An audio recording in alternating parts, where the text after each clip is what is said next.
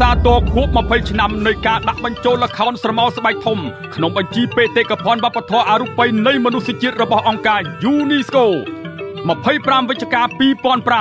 25 វិច្ឆិកា 2025